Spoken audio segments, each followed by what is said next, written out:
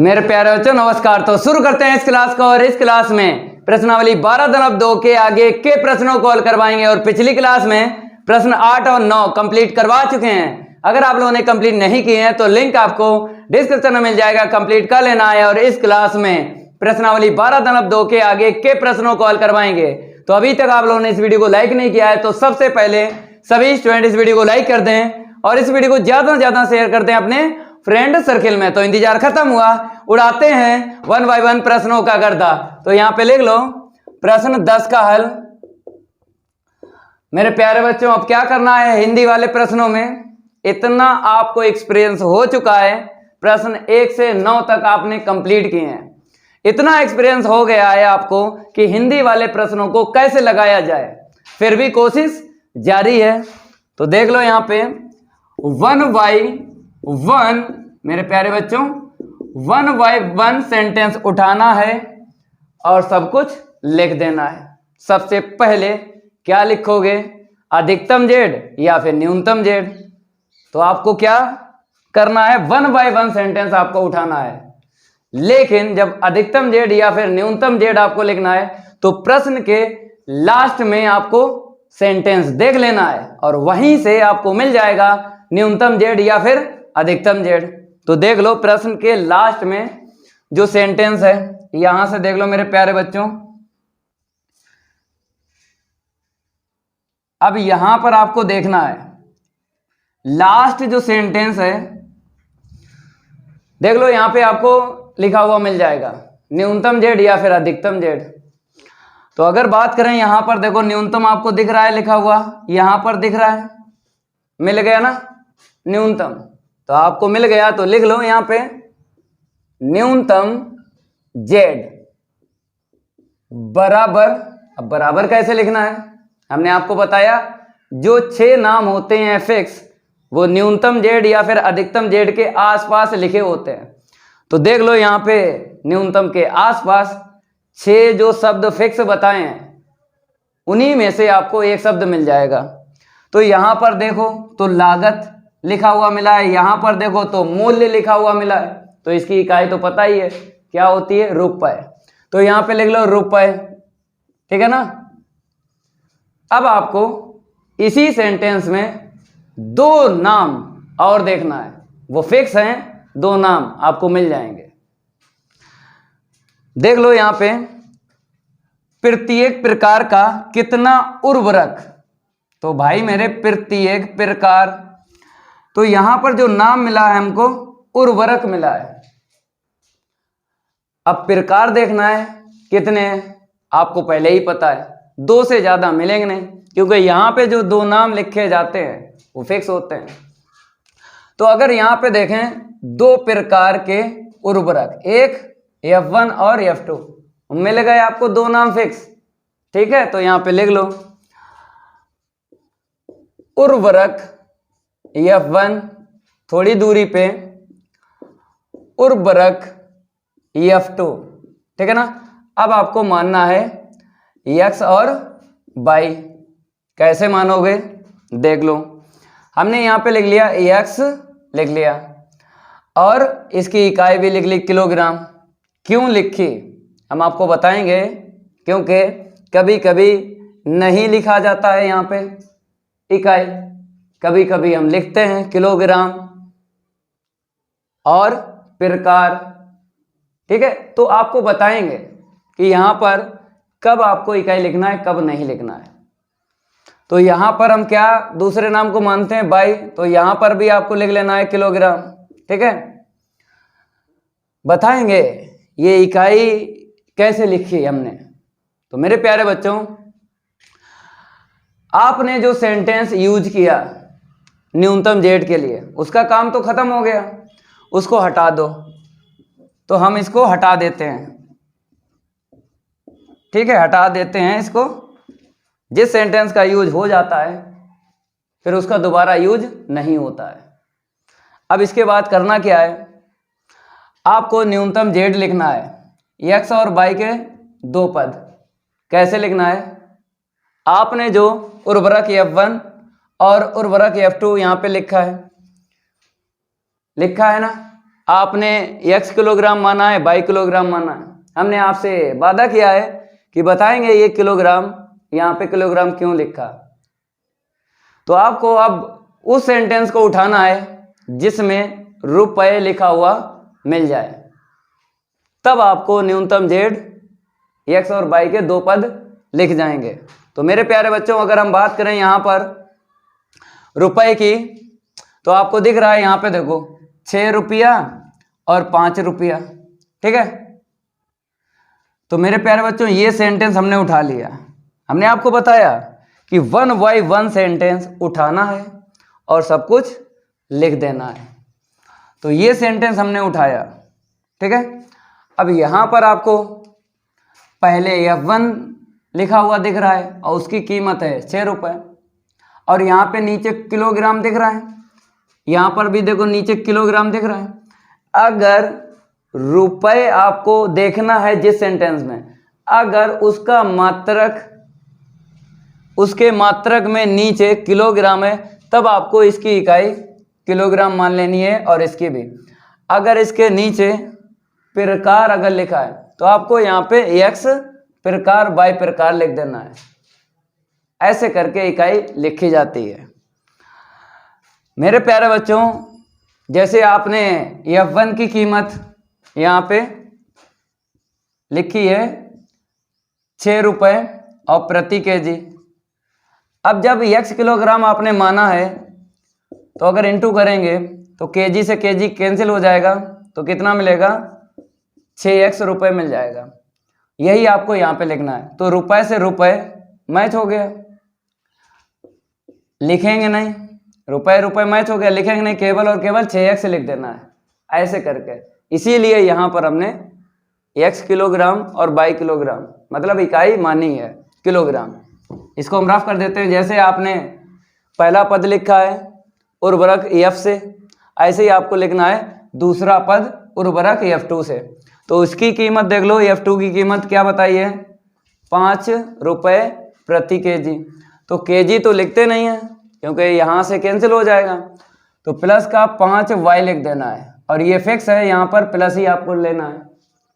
इतना काम करने के बाद अब आपको इसको हटा देना है, क्योंकि जिस सेंटेंस का यूज होता रहता है उसको हम हटाते रहते हैं। अब मेरे प्यारे बच्चों, इसके बाद क्या करोगे, इसके बाद आपको इन 2 नाम के अलावा नाम देखना है। जैसे ये 2 नाम आपने लिखे हैं, ये तो फिक्स हैं, लेकिन इनके अलावा जो नाम देखेंगे हम, वो फिक्स नहीं होते हैं। 2 या 2 से ज़्यादा आपको मिलेंगे। बच्चों की कमेंट आई थी कि सर इन 2 नाम के अलावा हम नहीं ढूंढ पा रहे हैं हिंदी वाले प्रश्नों में नाम जो फिक्स नहीं होते हैं। हम आपको ट्रिक बता देते हैं। जैसे आपने उर्वरक F1 और उर्वरक F2 यहाँ पे लिखा है, इन्हीं 2 सेंटेंस को उठाना है और उसी में आपको नाम मिल जाएंगे। जैसे उर्वरक F1 का सेंटेंस देखो मिलेगा जरूर 100%, उर्वरक F2 का सेंटेंस मिलेगा 100%। वहीं से आपको इसके अलावा 2 या 2 से ज़्यादा नाम मिल जाएंगे, वो फिक्स नहीं होते हैं। तो देख लो F1 का सेंटेंस। तो मेरे प्यारे बच्चों, जब यहाँ से हमने देखा ये F1 का सेंटेंस है, फिर आगे जब देखा मेरे प्यारे बच्चों, यहाँ पे देख लो ये F2 का सेंटेंस है। समझ में आ रहा होगा जो हम आपसे कह रहे हैं कि इसके अलावा नाम कैसे देखना है। बच्चों की कमेंट आई थी कि सर नहीं ढूंढ पा रहे हैं, इसीलिए हम आपको डीपली बता रहे हैं। इसके अलावा नाम देखना है, ये तो मिल ही जाते हैं, जहां से आपने न्यूनतम z लिखा वहां से मिल जाते हैं ये 2 नाम। इसके अलावा आपको सीखना है। तो इसके अलावा यही सीखना है कि F1 का सेंटेंस और F2 का सेंटेंस आपको उठा लेना है, और वहीं पर आपको 2 या 2 से ज्यादा नाम मिल जाएंगे, वो फिक्स नहीं होते हैं। देखो कितने हैं, तो यहां पर बताया गया है नाइट्रोजन, फिर बताया है फास्फोरस। तो नाइट्रोजन और फास्फोरस F1 में दिखे हैं 2 नाम, यही 2 नाम सेंटेंस F2 में दिखेंगे, ये मेरा आपसे वादा है। तो F2 में जब आपने देखा नाइट्रोजन मिल गया, फास्फोरस या फास्फोरिक एक ही बात है, तो 2 नाम मिले हैं, यही 2 नाम आपको लिख देना है। इसके अलावा तो कहाँ पे लिखना है, यहाँ पे लिखना है नाइट्रोजन, ठीक है। और दूसरा है फास्फोरस लिखो या फिर फास्फोरिक लिख लो, एक ही बात है, फास्फोरिक अम्ल, यहां पे अम्ल और लिख दो, ठीक है। अब आपको क्या करना है, अब आपको उर्वरक F1 के सेंटेंस से उठाना है और लिख देना है। यहां पे उर्वरक F2 के सेंटेंस से उठाना है कुछ मान और लिख देना है नीचे। नाइट्रोजन के सामने लिखना है, फास्फोरिक अम्ल के सामने लिखना है। तो देख लो, पहले हम F1 लेते हैं उर्वरक, ठीक है। तो यहाँ पे नाइट्रोजन बताया है 10%, तो नाइट्रोजन के सामने 10% और उर्वरक F1 के नीचे, तो 10% आपको पता है कि परसेंटेज को हटाएंगे नीचे क्या आएगा, 100 आएगा, ठीक है। ऐसे करके आपको लिखना है। अब फिर देख लो, इसी में फिर बताया है फास्फोरस। तो मेरे प्यारे बच्चों, बताया है सेंटेंस F1 में फास्फोरिक अम्ल कहो चाहे फास्फोरस कहो, एक ही बात है, 6% बताया। तो मेरे प्यारे बच्चों, यहाँ पर हम लिख देंगे 6/100, परसेंटेज को हटाओ, नीचे 100 आ जाते हैं। इतना आपको काम करना है, समझ में आया। फास्फोरिक अम्ल के सामने और उर्वरक F1 के नीचे। अब इसे क्या माना है, x किलोग्राम, तो x का इंटू कर दो, इतना काम हो गया है। तो इस सेंटेंस को हटा दो, हो गया है तो इस सेंटेंस को हटा दो। जिस सेंटेंस का काम होता रहे उसको हटाते रहते हैं। अब इसके बाद उर्वरक F2 का सेंटेंस देखना है। तो मेरे प्यारे बच्चों, आपने देखा उर्वरक F2 का सेंटेंस, उसमें लिखा है नाइट्रोजन कितना है, 5%। तो नाइट्रोजन के सामने उर्वरक F2 के नीचे 5% का मतलब है 5/100, ठीक है। फिर देख लो, फास्फोरिक बताया है। अब फास्फोरिक बताया है कितना है, 10%, तो उर्वरक F2 के नीचे और फास्फोरिक अम्ल के सामने कितना लिखना है, 10, और बटे कितना आ जाएगा, 100, क्योंकि परसेंटेज को हटाओगे नीचे 100 आ जाता है। अब आपने क्या माना है, y माना है, तो y का इंटू कर लो, ऐसे करके। समझ में आ रहा है जो बता रहे हैं, ठीक है। अब आपको पता है यहाँ पे आपने प्लस ले लिया, 6x + 5y, आपको पता है ये प्लस फिक्स है, प्लस ही लिया जाएगा यहाँ पर और यहाँ पर भी, यहाँ पर भी। अब इसका टोटलिंग आपको दिया होगा, टोटलिंग। अब टोटलिंग देखना है, फिर सेंटेंस उठाना है, इसको रफ कर देते हैं, 1 by 1 सेंटेंस उठाना है और सब कुछ लिख देना है। तो देख लो मेरे प्यारे बच्चों, इसका टोटलिंग।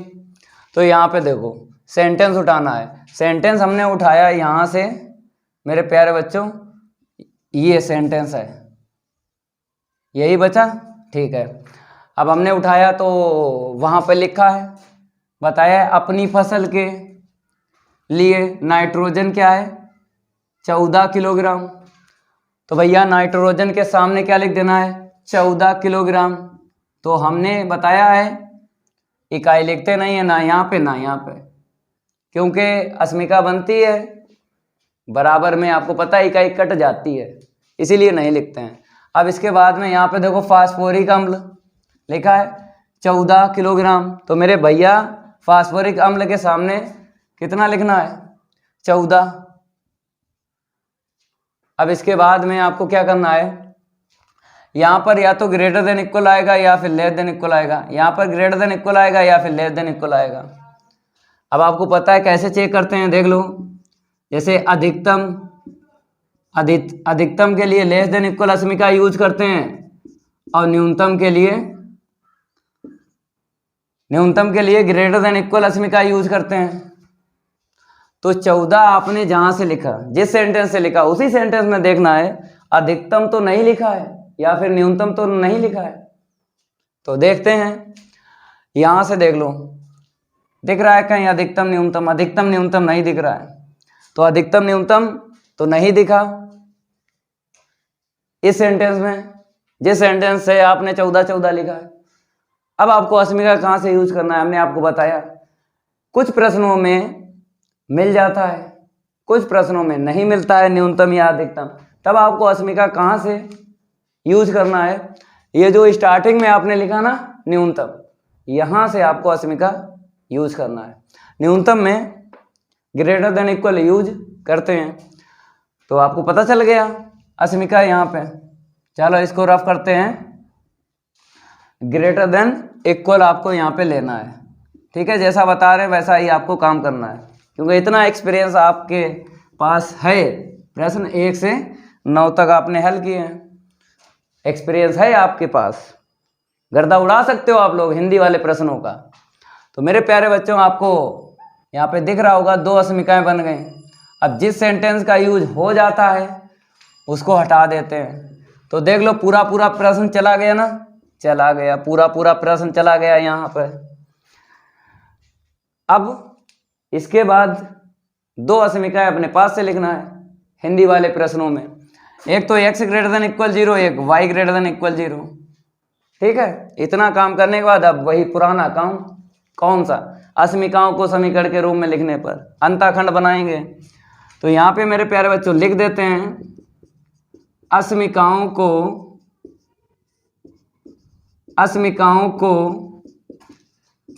समीकरण के रूप में लिखने पर।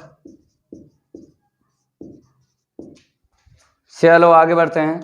यहाँ पे देख लो, जब आपने लिखा 10x बटा 100, फिर लिखा 5 बटा 100 और y बराबर 14। थोड़ा हल कर लो, 0 से 0 कट गया। अब 14 का भाग लगाएंगे, यहाँ पे कितना आएगा, 14 का 10 में गुणा करो 140 हो गया ना। अब यहाँ से काट लो, 5 से काट लो, 20 मिला। तो मेरे प्यारे बच्चों यहाँ पे थोड़ा 20 लिखेंगे, क्योंकि हमें यहाँ पे स्पेस चाहिए, यहाँ पे लिख देते हैं 20, ठीक है ना। अब प्लस y के वटा कितना आएगा बताओ, ये 20 दिख रहा ना, 20 का 14 में गुणा कर दो, 14 दूनी 28, मतलब 280 मिल जाएगा।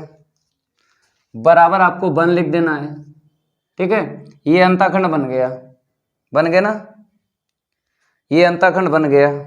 इसे क्या डाल दो, नंबर 1 डाल दो। इतना नोट करो। अब इसको रफ करते हैं। मेरे प्यारे बच्चों रफ हो गया। अब आपको यहाँ से लिखना है, इसको दोबारा वहाँ पे लिख लो, क्योंकि इस तरफ चित्र बनाएंगे। तो x के वटे 140 प्लस y के वटे 280 बराबर 1, ठीक है। अब दूसरी जो असमिका है ना, इसका अंताखंड बनाओ।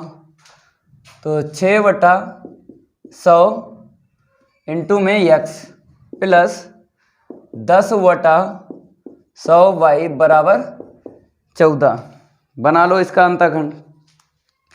तो पहले काट लो, 0 से 0 कट गया। अब 2 से काटो, 2 तिया 6, 2 पंचे 10, ठीक है ना। तो कितना मिलेगा, ऊपर 3x बटा 50 प्लस का y बटा 10 इक्वल 14, ठीक है ना। तो x के बटे 14 नीचे लाएंगे, ठीक है, 50 से इंटू कर दो, और ये 3 आपको दिख रहा है, ये सबसे नीचे आ जाएगा। तो यहाँ पर कितना आया, 14 पंचे 70, मतलब 700 बटा 3 प्लस का y के बटा 10 बराबर 1। ये दूसरा अंताखंड बन गया, इसे नंबर 2 डाल दो। इतना नोट कर लो, जल्दी जल्दी नोट कर लो इतना। यहाँ पे देखो इंक फैल गई, तो पहले इसको हम रफ कर देते हैं। यहाँ पे दोबारा हम लिख देते हैं, क्या लिखेंगे, दोबारा लिख देंगे, दिक्कत नहीं आएगी आपको, ठीक है। ये लो दोबारा लिख गया। अब इसके बाद आपको करना क्या है, x greater than equal 0, y greater than equal 0 है ना, आपको बराबर कर देना है यहाँ पे 0। ये तो पुराना काम है ना। फिर इसके बाद क्या करते हैं, पुट z बराबर 0, z बराबर 0 क्या है, 6x प्लस का 5y, 6x प्लस का 5y बराबर 0। तो 6x बराबर माइनस का 5y, तो x के वटा y आपको मिल जाएगा -5 बटे 6। अब यहाँ से आपको बिंदु लिख लेना है, x कामा y बराबर माइनस का 5 कामा 6। चलो अब आपको क्या करना है, पटरी पेंसिल रबड़ निकाल लेना है, क्योंकि अब हम बनाएंगे डायग्राम। इसको हम रफ कर देते हैं।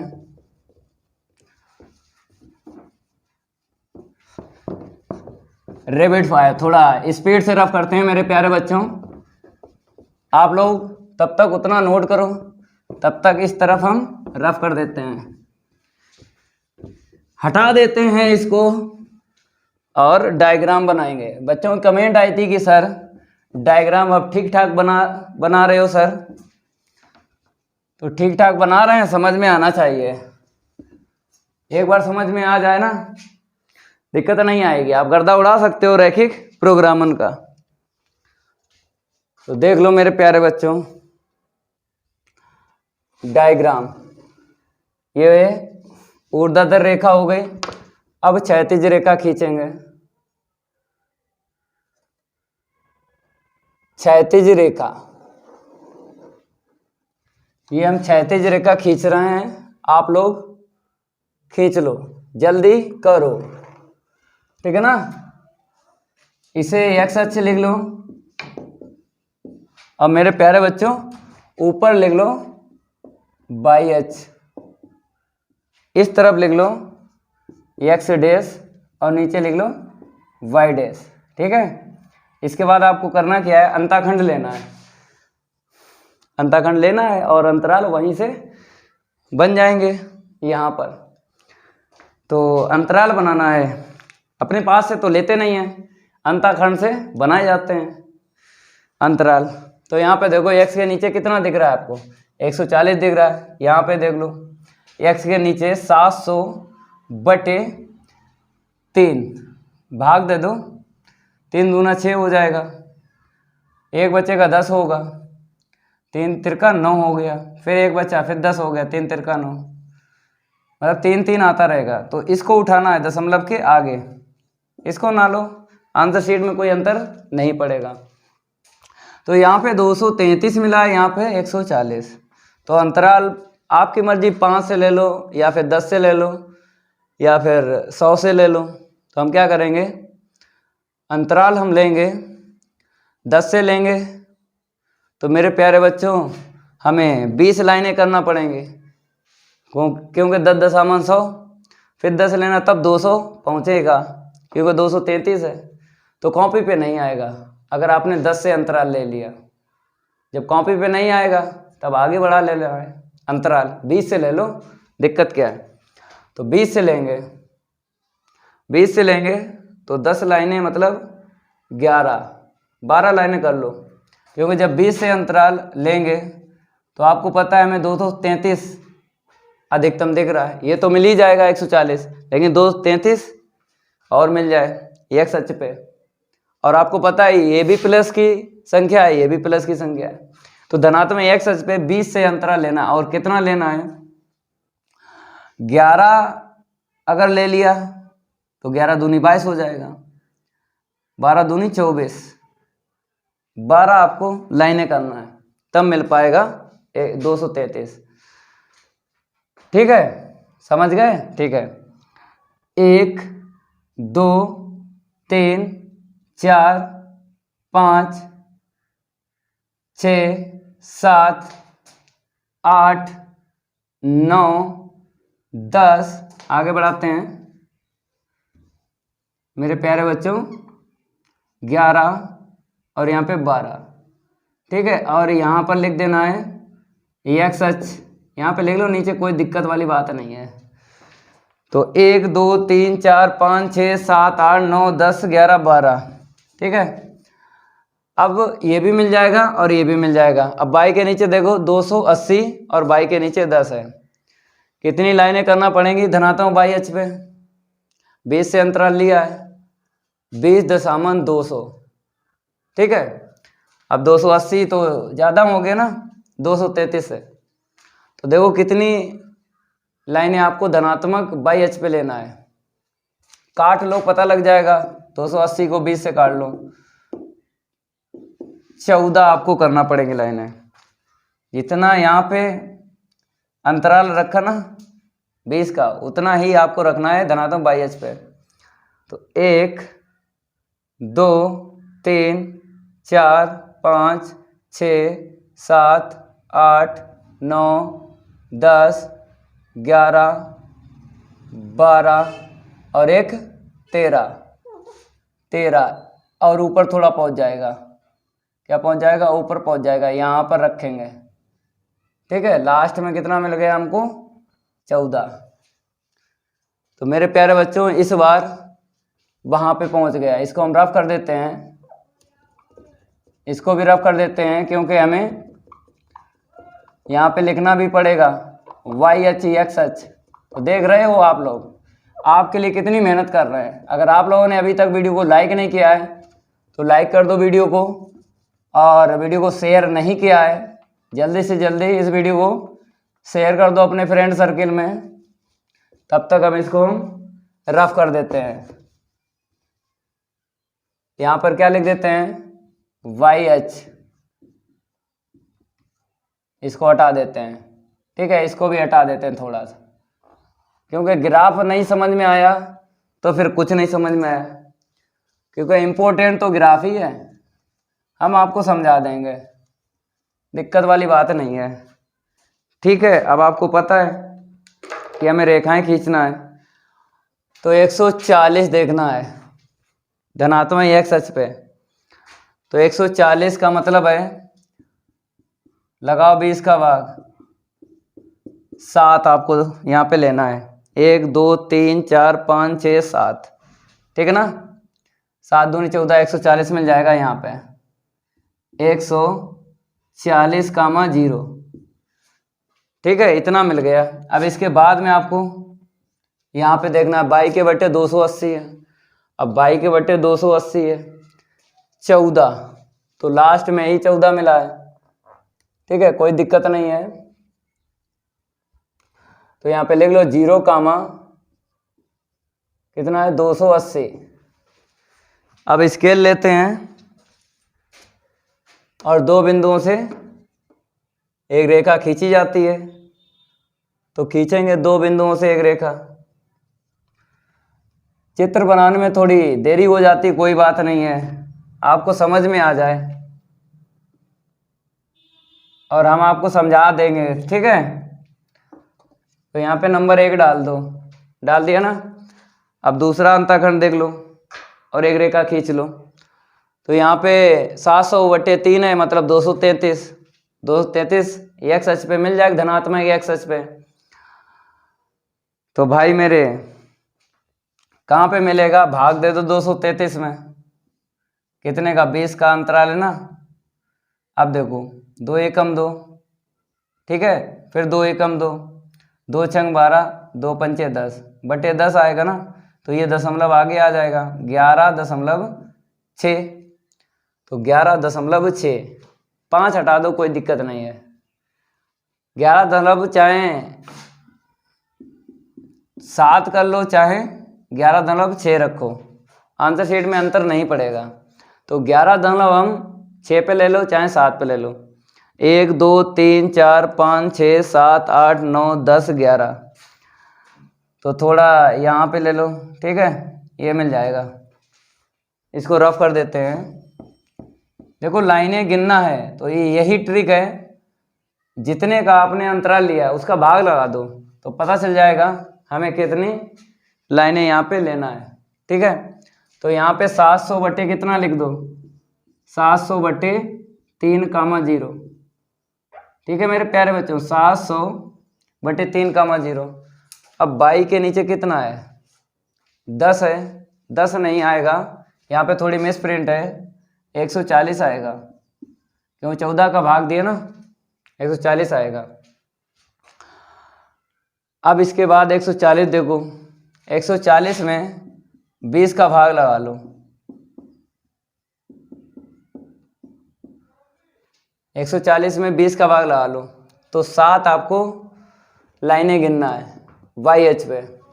1 2 3 4 5 6 7, 1 2 3 4 5 6 7, 1 2 3 4 5 6 7, यहाँ पे मिल गया। तो मेरे प्यारे बच्चों कितना लिखना है, 0, 140 मिला लो। दो बिंदुओं को मिलाने से एक रेखा खींची जाती है, ये लोग खींच रही है, दो बिंदुओं को मिला के एक रेखा खींचेंगे, इसको क्या डाल दो, नंबर 2 डाल दो, यहाँ पे डाल दो नंबर 2, ठीक है ना, दूसरी लाइन है ये। अब इसके बाद आपको पता है जो x बराबर 0 है ये तो मिल जाएगा यहाँ पे, नंबर 3 डाल दो, बाई एच पे मिल जाएगा, ठीक है। और y बराबर 0 कहाँ पे मिलेगा, x एच पे मिलेगा, तो नंबर 4 यहाँ पे डाल दो। कहाँ पे डालना, नंबर 4 यहाँ पे डाल दो। अब इसके बाद आपको डब्बा बनाना है, -5, 6, तो -5 इस तरफ मिल जाएगा ऋणात्मक x अक्ष की ओर। तो अंतराल चाहो यही रखो या बिंदु के लिए अलग ले लो, कोई दिक्कत नहीं है, तो अलग ले लेते हैं, ठीक है। इसे क्या कर लेते हैं, 2 बना देते हैं, 1 2 3 4, ये 5 और एक 6, 1 2 3 4 5 6, ठीक है। 6 तो मिल गया y का मान, और x का मान -5 लेना है, इतनी दूरी पे लेना है, क्योंकि बिंदु का अलग अंतराल लेना है, जो x अक्ष पे लेना है वही y अक्ष पे लेना है। तो 1 2 3 4 5 डब्बा बनाओ।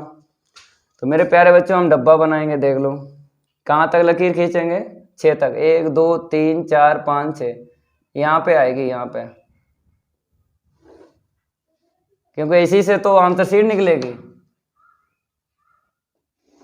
ये लो डब्बा बन गया, ठीक है। और यहाँ पे लिख दो -5, 6, और ये जेड की रेखा है, हमेशा मूल बिंदु से होकर जाती है। अब मूल बिंदु से होकर जाती है तो ये लो जेड बराबर 0 लिख दो। अब आपको तीर लगाना है, अस्मिकाएं देखना है और तीर लगाना है मेरे प्यारे बच्चों। लेस देन इक्वल पे अंदर तीर लगाए जाते हैं, ग्रेटर देन इक्वल पे बाहर तीर लगाए जाते हैं। तो देख लो पहला जो अंताखंड आपने बनाया उसकी अस्मिका क्या थी मेरे प्यारे बच्चों, इसकी अस्मिका ग्रेटर देन इक्वल थी, इसकी भी ग्रेटर देन इक्वल थी ना। तो दोनों के तीर बाहर ही लगाओ, ये नंबर 1 पड़ा ना, पहली रेखा है, बाहर तीर लगा लो, ऐसे करके बाहर तीर लगाना है, ग्रेटर देन इक्वल पे बाहर तीर लगाना है और लेस देन इक्वल पे अंदर तीर लगाना है। ये नंबर 2 है ना, इसकी अस्मिका ग्रेटर देन इक्वल है तो बाहर तीर लगाओ। ये ट्रिक है, ग्रेटर देन इक्वल पे बाहर तीर लगाए जाते हैं, लेस देन इक्वल पे अंदर तीर लगाए जाते हैं, ठीक है। इसके बाद में आपको इसके तीर लगाना है, किसके, x बराबर 0 और y बराबर 0। आपको पता तो है x बराबर 0 और y बराबर 0 मेरे प्यारे बच्चों, क्योंकि अभी तक जितने प्रश्न हम हल करवा चुके हैं हमने आपको बताया कि x बराबर 0, x greater than equal 0, y बराबर 0, y ग्रेटर देन इक्वल 0, तो इसके तीर फिक्स होते हैं, ये दोबारा नहीं बताएंगे, ये तीर क्या होते हैं, फिक्स होते हैं। इसके तीर ऐसे ही लगाए जाते हैं, ठीक है। और इसके बताओ तीर, इसके तीर ऊपर की ओर लगा लो। अब मेरे प्यारे बच्चों जहाँ पे सारे तीर मिल जाएं समझ जाओ वहीं पे क्या होगा, छायांकित होगा। कहाँ पे सारे तीर बता रहे हैं, तो मेरे प्यारे बच्चों 2 तरीके होते हैं, सारे तीर दिख जाएं वहीं पे छायांकित होगा, या फिर आपको स्केल ले लेना है, स्केल से क्या करना है, ऐसे रखना है। इस लाइन ने क्या बोला, सबसे आगे वाले तीर देखना है, ये ना देखो, आगे वाले देख लो, ये वाले, इस लाइन को पकड़ लो, इसके पीछे ये, इस लाइन ने क्या बोला, मेरे पीछे छायांकित नहीं होगा, आगे होगा। और इसने क्या बोल दिया, ये देखो ये वाली, इसको हम ऐसे ही रखते हैं, ठीक है। और इसको देखो ये इसने क्या बोल दिया, मेरे पीछे छायांकित नहीं होगा, आगे ही होगा। तो हमें ये समझ में आ गया कि सब होगा छायांकित यहाँ पे। और छायांकित भी 2 तरीके के होते हैं, बताओ 2 तरीके, एक सुसंगत क्षेत्र होता है परिबद्ध, एक होता है अपरिबद्ध। तो भाई मेरे ये छायांकित होगा, ठीक है ना, ये वाला होगा छायांकित, ये कर देते हैं छायांकित, ठीक है, ऐसे करके। ऊपर जो है नंबर 3 यहाँ पे डालते हैं, नहीं तो गलत हो जाएगा, देख लेना है यहाँ पे। जैसे इसको आगे बढ़ा लिया ना, इसके तीर भी ऐसे है इधर, तो इधर भी थोड़ा सा करना है। ऊपर लिख लो बाई अक्ष, इसका यहाँ पर भी दिखाना इस लाइन पे भी, नहीं तो नंबर काट लेगा। ये क्या बन रहा है, सुसंगत क्षेत्र अपरिबद्ध।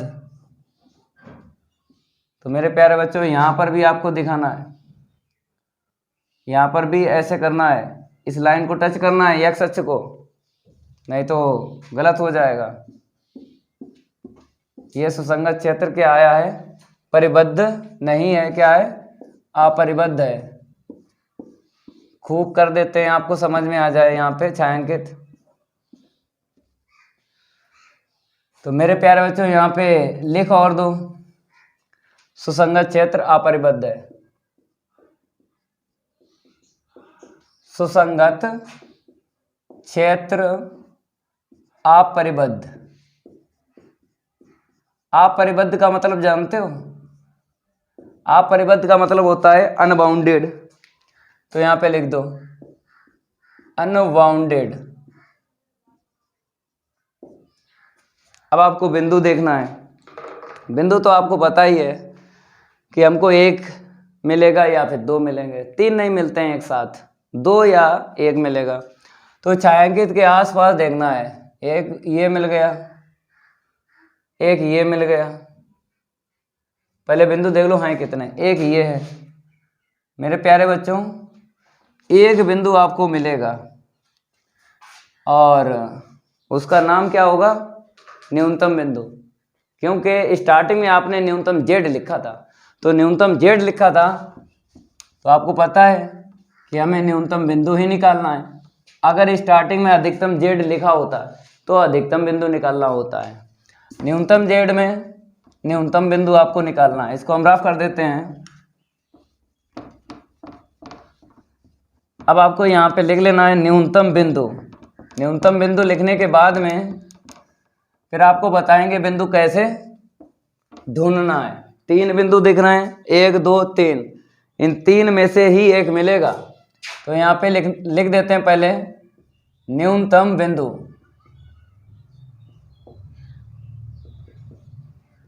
चलो मेरे प्यारे बच्चों अब ढूंढवाते हैं कौन सा मिलेगा। परेशान होने की जरूरत नहीं है।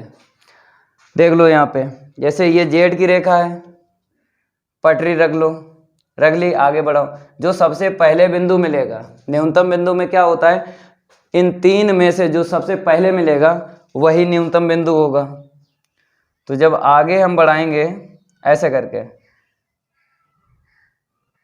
कौन सा मिला, छायांकित के आसपास देखना, ये ना देखो। अगेन ट्राई, दोबारा बताते हैं। तो आगे जब ऐसे करके खिसकाते रहेंगे, सबसे पहले यही मिला तो समांतर रेखा खींच दो। क्या खींच दो, समांतर रेखा। तो ये पता चलेगा जेड की जो लाइन है, ये न्यूनतम जो बिंदु लिया है कितनी दूरी पे है। तो इसीलिए आपको ये समांतर रेखा और खींच देना है, ना कि जो कोई दिक्कत नहीं, नंबर नहीं कटेंगे, नंबर ही पूरे ही आपको मिलेंगे, लेकिन खींच देते हो चित्र अच्छा दिखने लगता है। तो ये मिला है आपको न्यूनतम बिंदु, पहले जो मिला है। इसको क्या डाल देना है, P डाल देना है। डाल दिया, ठीक है। अब लंब डालना है। एक्स अक्ष पे जब लंब डालोगे तो एक्स का मान मिलेगा, वाई अक्ष पे जब लंब डालोगे वाई का मान मिलेगा। तो भाई मेरे 1 2 3 4 5, ठीक है। शायद ये लंब सीधा सीधा पड़ जाएगा, इस पे पड़ गया। आप लोग लंब ना डालो, क्योंकि आप जो ग्राफ बनाओगे, ग्राफ कॉपी पे बनाओगे, तो ये लंब आपको मिल जाएगा खिंचा खिंचाया वहाँ पे। तो एक्स अक्ष पे लंब हमने डाला तो सीधा सीधा मिल गया अंतराल पे, 1 2 3 4 5, 20 का अंतराल है, 5 का गुणा कर दो तो 20 पंचे 100। अब बाई अक्ष पे अंतराल डालो, तो बाई अक्ष पे अंतराल मीन्स बाई अक्ष पे लंब डालो, अंतराल ना डालो, लंब पड़ता है। तो यहाँ से हम डालेंगे, ठीक है, सीधा सीधा लंब डालते हो, ठीक है, 90 डिग्री का कोण बनाता है। तो यहाँ पर देखो 1 2 3 4, तो ऐसा दिख रहा है 4 पे सीधा सीधा पड़ेगा, सीधा सीधा कहाँ पे पड़ेगा, 4 पे पड़ेगा। ठीक है, आप लोग क्या करना है, ग्राफ पे बनाना है इसे। ग्राफ कहाँ पे खरीद लेना अगर नहीं है, अगर पेपर में क्वेश्चन आएगा ना, ठीक है, तो आप मांग लेना टीचर से मांग लेना, ग्राफ देगा आके बता देना है कि सर रैखिक प्रोग्रामन का प्रश्न लगाना है, तो हमें ग्राफ की ज़रूरत है। तो वो टीचर देगा आके, जिस टीचर की ड्यूटी लगी है आपके क्लासरूम में, देगा आके कहीं से ढूंढ के दे। तो 1 2 3 4 मिला। अब 20 का अंतराल है, 4 दूनी 8, 80 मिल गया। ठीक है, ऐसे करके ना ढूंढ पाओ तो आपको पता है दूसरा तरीका कि समीकरण 1 और 2 को हल कर लो। समीकरण 1 और 2 को हल कर लो, क्योंकि ये प्रतिच्छेद बिंदु है, किसका है, इसको क्या बोलते हैं, दूसरा तरीका बता रहे हैं जो बच्चे नहीं ढूंढ पाते हैं। तो प्रतिच्छेद इसको बिंदु बोलते हैं। अब मेरे प्यारे बच्चों, जैसे प्रतिच्छेद बिंदु तो बोलते हैं, जब आप हल करोगे 2 समीकरण तभी तो निकलेंगे। तो मेरे प्यारे बच्चों, जब आप इसको देखोगे, ये बिंदु, इस बिंदु से 2 रेखाएं होकर जाती हैं या फिर होकर गई हैं, तो देख लो कौन सी रेखाएं होकर गई हैं, 2 नंबर पड़ा है, ये नंबर 1 है और ये नंबर 2 आपको यहाँ पे दिख रहा है। तो नंबर 1 और नंबर 2 होकर गई है, तो नंबर 1 और 2 को हल कर लो, तो ये x का मान आ जाएगा 100 और y का मान क्या आ जाएगा 80। तो x और y का मान ऐसे निकाल लो और फिर बाद में यहाँ पे लिख लो 100 कम 80, या तो ऐसे निकालो या फिर जैसा बता रहे हैं ऐसा करो, क्योंकि इसमें कम टाइम लगता है। ठीक है ना, इसमें कम टाइम लगता है और हल करोगे ज़्यादा टाइम लगता है। हल तभी करते हैं जब हमें सटीक बिंदु ना मिले। जैसे प्रश्न नंबर 7 की बात करें, 8 9 में ऐसा था जो हमने हल किया था, क्योंकि वहाँ पे सटीक नहीं मिल रहे थे। देखो दशमलव वाले बिंदु मिलते हैं, दशमलव वाले, तो उनको हल करना ही पड़ता है। लेकिन अगर आप ग्राफ पे ये डायग्राम बनाते हो तो वहाँ दशमलव वाले भी मिल जाते हैं। ये प्रैक्टिस है, ये डायग्राम की क्या कर लो, प्रैक्टिस कर लो। एक प्रश्न 100% पेपर में आएगा, ये मेरा आपसे वादा है। तो न्यूनतम बिंदु पता चल गया 100 पे 80, तो x का मान क्या मिल गया हमको 100 और y का मान क्या मिल गया 80। तो भाई नाम भी आपने जो माने हैं, उर्वरक, या 1 बराबर 100 किलोग्राम। ठीक है, अब इसके बाद उर्वरक F2 क्या लिखना है 80 किलोग्राम। ठीक है, ये भी लिख दो। अब इसके बाद में आपको क्या करना है, न्यूनतम Z निकालना है। तो न्यूनतम Z बराबर यहाँ से लिख देते हैं, पहले इकाई लिख लो रुपए, फिर कितना था 6x प्लस का 5y, यहाँ से हमने देख के लिख लिया, या फिर हम जब रफ कर चुके हैं वहाँ से देख लो, कहीं से देख लो। अब इसके बाद में आपको क्या करना है, मान रखना है और आंसर शीट निकाल देना है। तो देख लो यहाँ पे रुपए 6 का गुणा किस में कर दें, x कितना है 100, 5 का गुणा किस में कर दें y में, y मतलब 80। अब इसके बाद में आपको हल करना है, तो यहाँ पे 600 आ जाएगा और यहाँ पे 5 अठे 40 मतलब 400 आ जाएगा। इसको दोबारा लिखते हैं, इंक फाइल लिए, ठीक है, लिख लो जल्दी लिख लो, इतना लिखो फिर आगे लिखवा रहा है। लिख लिया, ठीक है। यहाँ पर देख लो,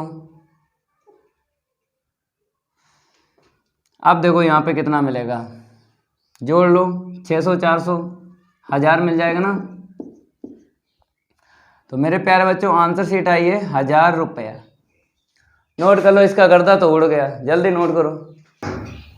अब आपको प्रश्न 11 का हल लिख लेना है, तो यहाँ पे लिख देते हैं।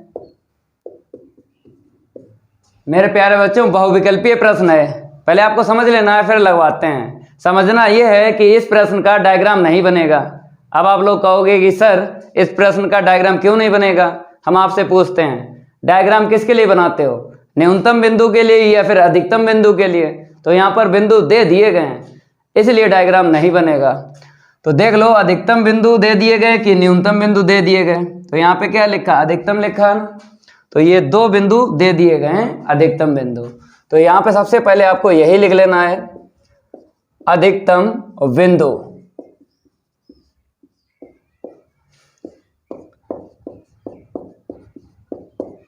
पहला देख लो 34 है, दूसरा है 0.5।